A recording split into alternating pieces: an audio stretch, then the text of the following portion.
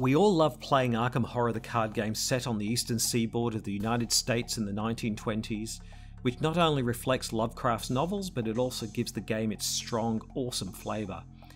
Wouldn't it be nice to play Arkham Horror, the card game in other eras and settings? I'm Krabby Terror 8 from Out of Ammo, Out of Time, and here are my top 10 eras for Arkham Horror, the card game scenarios. Now, before we count down the 10, I'm aware that changing the era would be a huge game design challenge. Nevertheless, it's great to imagine. And secondly, I didn't just dream these up myself. The top 10 is partly based on Facebook and YouTube polling I did, so these are not just my opinions. And if you want to see more of these sorts of lists, hit the like and subscribe button. Let's get started with number 10. Number 10, Now. Now, I know now is kind of strange because now is always changing, but if by now we mean the 2020s, then our current era has some things going for it. We all know the present, and that means there's no learning curve about this era, we're literally living it. But doesn't current technology and social media and all that mean that it would be impossible for secret cults to proliferate unhindered? Doesn't instant information mean that the ambiguity and horror is lost? Well, yes, until you put a Delta Green spin on the whole thing, as many have pointed out. The idea of the proliferation of conspiracies and secret organizations manipulating technology and social media make this all a very compelling idea, and one which would present a massively awesome contemporary campaign. After all, Hasta and Nyarlathotep would be bound to thrive within today's social media landscape. The truth is out there. Number 9, Regency Britain. This is a favourite of mine. Regency Britain can be thought of as between 1795 and 1837 and is best known through the novels of Jane Austen.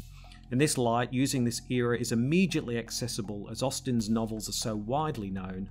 An era of balls, estates, refined manners and dashing Napoleonic soldiers, this era hides a mass of poverty, degeneracy and evil underneath its urbane and fashionable facade.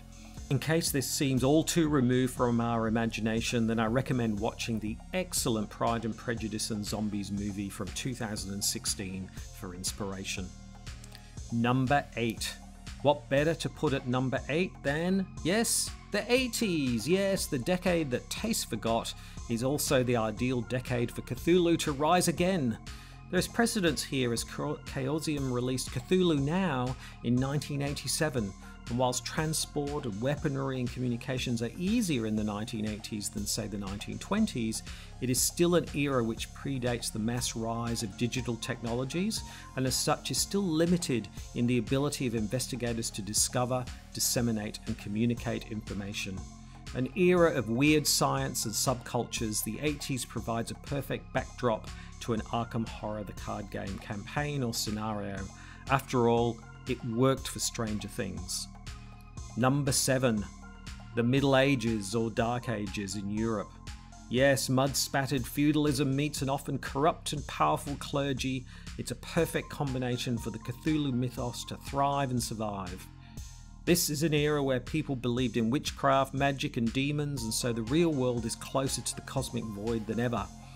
This idea of debauched cults to various elder gods thriving amongst the peasant population and supported by a debauched set of nobles and their clergy is so easy to imagine.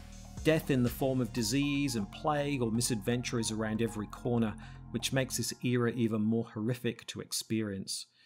The technology might be more rudimentary, but the atmosphere is compelling. Check out The Seventh Seal by Ingmar Bergman, The Name of the Rose by Umberto Eco, or even Monty Python's Holy Grail for inspiration. Number 6. From mud-spattered feudalism to star-scattered imperialism. Yes, we're going where no person has gone before, into the future. This future era would be where space travel is lightning fast and plentiful, and the frontier is limitless. This is space opera, think Star Wars and Star Trek, but with a horrific spin, which lands us closer to Alien or the Battlestar Galactica franchises. Who wouldn't want to play a campaign or a scenario which starts with a mysterious signal from an abandoned ship in deep space which must be investigated? What could go wrong? Lovecraft imagined many of the elder gods and creatures of the mythos actually reside on planets or in star systems light years away from Earth. It would make for a wonderful and challenging and ambitious scenario. Number 5, yes, we are halfway through, and at number 5 we're going closer to home, World War I. Yes, the war to end all wars is of course close to the 1920s.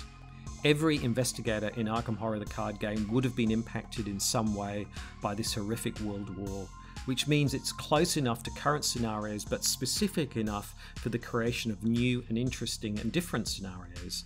The blood, the mayhem and carnage wrought by this war is a perfect breeding ground for Lovecraftian horrors to emerge. Who needs to look for ritual sacrifice when thousands of men were dying in the trenches of the Somme or Ardennes? What did veterans bring back with them from the front? There's so much here to explore. It would make for a wonderful scenario or even a campaign. Which leads us to number 4, which is the future again. But this time we aren't looking to the stars, but the gutter, or what's left of it after an apocalyptic event. Yes, post-apocalyptic futures are an ideal setting for a Lovecraft scenario, partly because dangers and horrors lurk around every corner, but also technology would likely have been degraded to ensure that the current card pool doesn't seem out of place. The Fallout video game series is a great touchstone here, and it isn't hard to imagine a wayward tribe of retro future cultists trying to bring about the return of the Elder Gods. Okay, we are now at the top 3, and at number 3 we have an era that has already been mined for Lovecraftian goodness, the 1950s. Yes, we can thank Matt Ruff for his novel Lovecraft Country, which is set in this era and dramatised into an excellent TV series. Here, Jim Crow era racism is the true horror, but the era has much more to contribute. Cold War politics, space exploration and World War II events are all part of the heady mix which could make for a tasty Arkham Horror the card game scenario cake.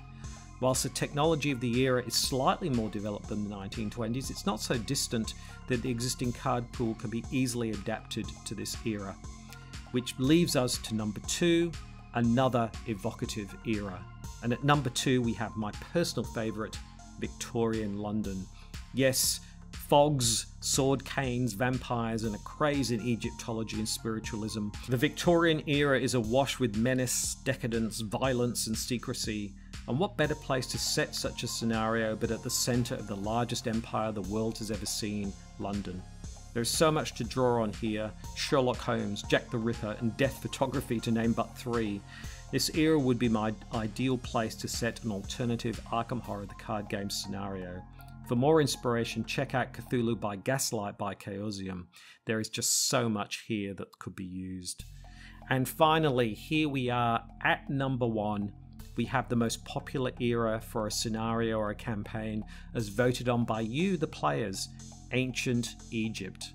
I can see why so many would like some kind of scenario set in Egypt or Ancient Egypt. It's a mysterious era spanning literally thousands of years, with the creation of some of the most iconic ancient relics and artifacts known today. A civilization replete with tombs and gods and ancient writings galore, and it makes for a perfect setting for an unusual and altogether otherworldly experience. The challenge, of course, is to bring such an ancient setting to life without falling back on cliched tropes. The mummy lives! And a great deal of the card pool would be rendered unusable unless it's part of a time travel experience. But it can't be denied that ancient Egypt feels closer to the Elder Gods themselves than any other era we have listed here today. After all, Nyarlathotep himself is likely to feature heavily in such a scenario. So there we are. What did you think of this list? Let me know in the comments. If you like this video, please give it a thumbs up and subscribe to the channel, and let me know what other top 10s you might like to see in the future. But until then, thanks so much for watching. I'm Krabby Terror 8, and I'll see you soon.